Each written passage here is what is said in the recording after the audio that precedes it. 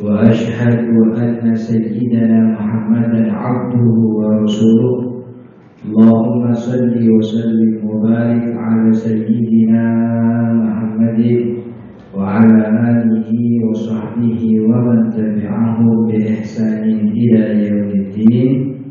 أما بعد فيا عباد الله أوصيكم ونفسي بتقوى الله فقد فاز المتقون.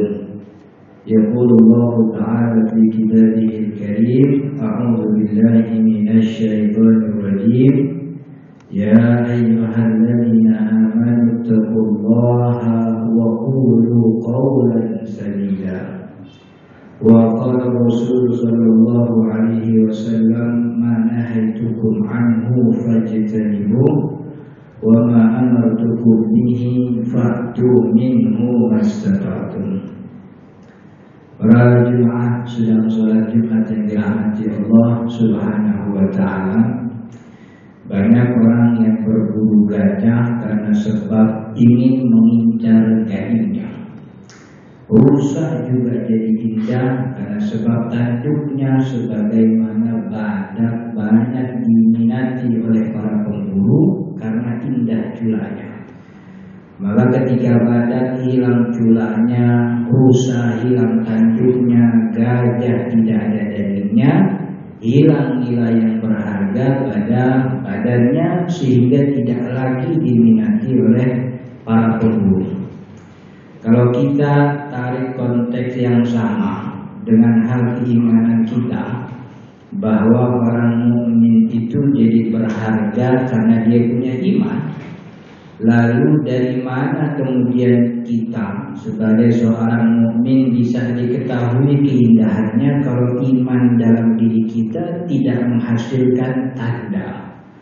Maka itu Allah Subhanahu wa Ta'ala memberikan kita informasi sekaligus pengajaran bahwa yang namanya orang mukmin itu harus punya tanda, dan Allah jelaskan dalam surat Al-Anfal ayat 3, ayat 2 dan 3 Allah mengatakan: innamal mu'minuna alladzina idza dzukirallahu wajilat qulubuhum.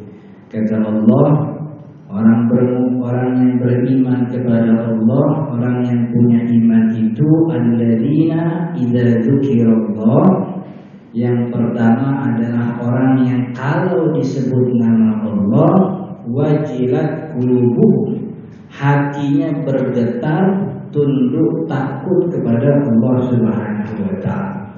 Allah sebagaimana kita tahu memberikan kita hati, dan di dalam hati itu sendiri kita bisa menyimpan banyak rasa dan cinta. Maka benda apapun yang lebih dominan yang kita cinta dalam hati, itulah yang biasanya menggerakkan hati, pikiran dan juga badan kita. Maka orang yang sangat cinta jabatannya, dia selalu berusaha untuk bisa meraih jabatannya tersebut. Orang yang sangat cinta keluarga, sebisa mungkin dia jaga keluarganya. Orang yang dalam hatinya tertanam cinta terhadap harta, dia akan cari sebanyak-banyaknya lalu dia jaga sebisa mungkin.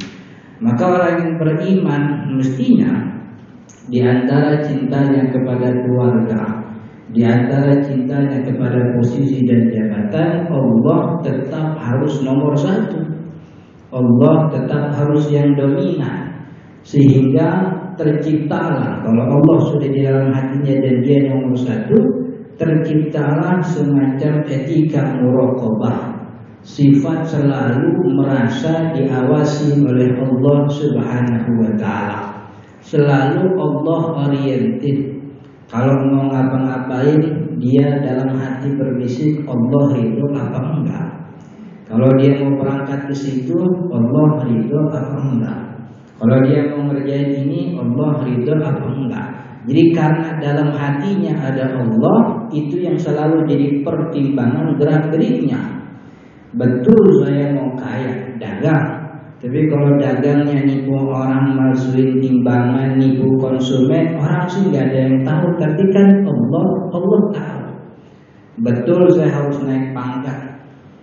Kalau naik pangkat harus menggeser kiri kanan, sikut kiri kanan, injak bawahan, jilat atasan.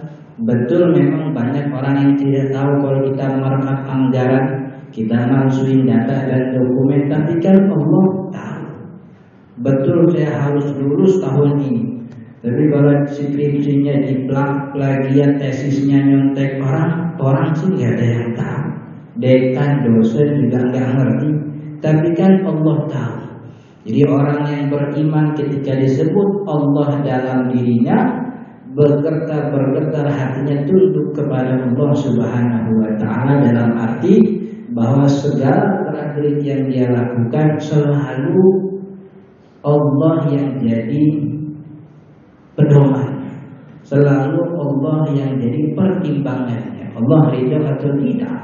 Kemudian yang kedua kata Allah, orang yang mukmin itu kalau disebut nama Allah bergetar hatinya. Yang kedua, wa idza tuliyat alaihim ayatu zadatuhum imana, yaitu orang-orang yang kalau tuliyat alaihim ayatu, dibacakan kepada mereka ayat-ayat Allah, zadatuhum imana, ayat-ayat itu menambah keimanannya kepada Allah Subhanahu wa Ta'ala. Dan ayat Allah para jemaah yang dirahmati Allah ada dua. Ada ayat yang terucap yang biasa kita sebut dengan wahyu Al-Quran. Ada juga ayat yang tercipta, alam semesta. Maka orang yang beriman kepada Allah berdiri dia di tepian pantai melihat luasnya lautan biru membentang, ombak yang menghempas sendirinya, dia teringat kepada Sang Pencipta. Begitu indah lautan dipandang, tentu jauh lebih indah yang menciptakannya. Dia melihat teknologi, orang bicara di sini bisa terdengar suaranya ratusan bahkan puluhan kilometer jauh di luar sana. Begitu cerdasnya otak manusia, dia teringat Allah yang menciptakan. Maka kalau otak manusia sebegitu cerdasnya, tentu Allah jauh lebih cerdas daripada itu semua. Kita sangat fasih sekali membaca ayat Al-Quran, tapi kadang kita lupa bahwa ayat Allah tanda-tandanya bukan hanya wahyu Al-Quran, tapi juga alam sekitar kita. Bumi ini kan juga ayat Allah. Maka bacalah bumi itu tentu dengan ilmu. Ada ilmu geologi, ada ilmu geografi, alam semua ciptaan tumbuh-tumbuhan, virus dan sebagainya pun ciptaan ayat Allah. Maka baca ayat tersebut dengan ilmu. Maka orang yang beriman dalam arti yang lebih luas, dia tidak anti terhadap ilmu yang terlihatnya tidak akhirat oriented. Nggak ada zikirnya, nggak ada bacaan Fatihahnya, nggak ada takbirnya, tidak anti. Karena semua yang ada di alam bumi ini adalah ayat Allah yang kita diperintah oleh Allah untuk membacanya. Dan membaca alam ini termasuk bagian dari ibadah yang itu menambah keimanan kita. Makanya Allah Subhanahu wa Ta'ala dalam surat An-Nur mengatakan liyabluwakum ayyukum ahsanu amal. Jadi apapun ilmu yang kita tekuni, baik dari sisi agama atau sisi non-agama, sifatnya medis, geografi, fisika, matematika, semuanya tergantung asas kemanfaatan. Makin banyak manfaat yang dihasilkan, itulah sejatinya muslim. Percuma dong kalau pinter agama tapi kerjaannya nyalahin orang mulu, nunjuk sono neraka, nunjuk sini neraka, nyalahin kelompok orang yang beda majlis taklim dikatain beda akhirat dan sebagainya. Tapi sebaliknya, orang yang berilmu berkegiatan di luar ilmu agama tapi memberikan manfaat yang sebesar-besar dari apa yang dia pelajari, itulah sejatinya orang yang muslim, orang yang beriman kepada Allah. Kemudian yang ketiga kata Allah Subhanahu wa Ta'ala, bergetar hatinya ketika disebut Allah, membaca ayat-ayat Allah menambah keimanan. Yang ketiga, wa 'ala rabbihim yatawakkalun, dan dia kepada Allah orang yang sangat berserah diri. Maksudnya Allah kepada kita bahwa Allah memerintahkan kita jadi manusia itu jangan sombong. Seberapa besar usaha kita, seberapa tinggi kedudukan kita, usaha kita cuma sebatas usaha. Yang menentukan hanya Allah Subhanahu wa ta'ala. Maka bertawakallah setelah kita semua melaksanakan kegiatan kita. Sebaik-baiknya kita bekerja itu perintah Allah, tapi sebaik-baik hasil kita serahkan kepada Allah Subhanahu wa ta'ala. Tidak pernah ada ayat memerintahkan kita untuk sukses, tapi seluruh ulama sepakat agama ini memerintahkan kita berusaha dan hasil kita serahkan kepada Allah agar kita tidak menjadi orang yang sombong, orang yang menyangka kalau dengan harta yang banyak kita bisa hapus ini virus sehapus ternyata tidak bisa juga.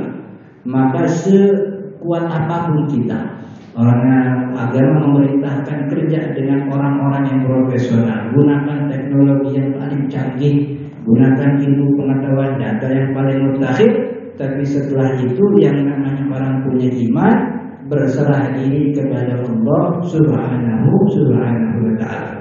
Mudah-mudahan kita adalah orang yang ditunjuk dan diberi taufik oleh Allah Subhanahu wa ta'ala untuk beriman kepada dengan sebaik-baik iman dan ditampakkan oleh tanda keimanan dalam diri kita. Barakallahu li wa lakum fil Qur'anil azim wa nafa'ani wa iyyakum bima fihi min al-ayati wa dzikril hakim. Aqulu qawli hadza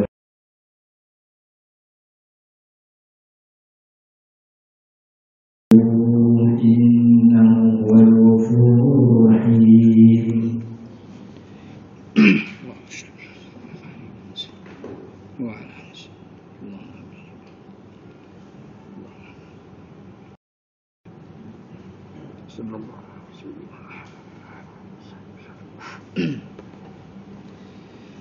Alhamdulillah nahmadullahi hamdan wa nashkuruhu syukran.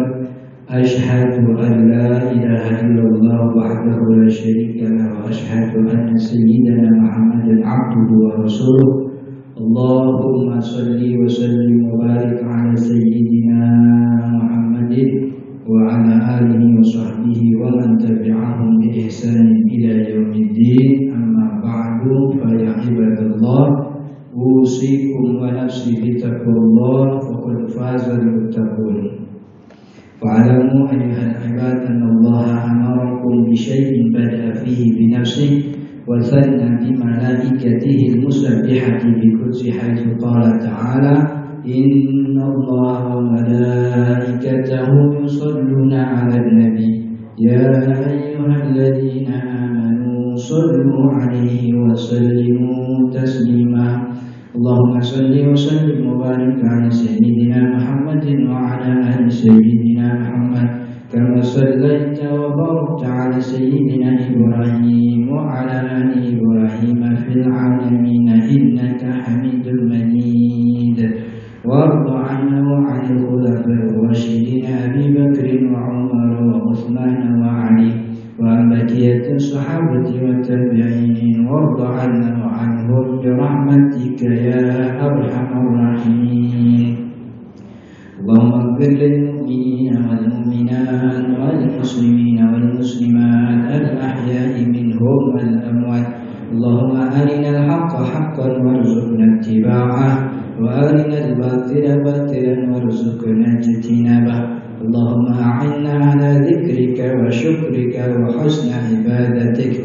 Allahumma ansur man nasara din wa khudhul man khadhala al-islam wal muslimin waj'al baldatana hadhihi Indonesia baldatan tayyibatan wa rabbun ghafur tajri fiha ahkamuka wa sunnatu rasulik. Rabbana atina fid dunya hasanah wa fil akhirati hasanatan wa qina adzabannar. Ibadallah, innallaha ya'murukum bil 'adli wal ihsani wa ita'i dzil qurba wa yanha 'anil fahsya'i wal munkari wal baghi ya'idukum la'allakum tadhakkarun. Fadhkurullaha al-'azima yadhkurkum washkuruhu 'ala ni'amihi yazidkum was'aluhu min fadlihi yu'tikum wa la dzikrullahi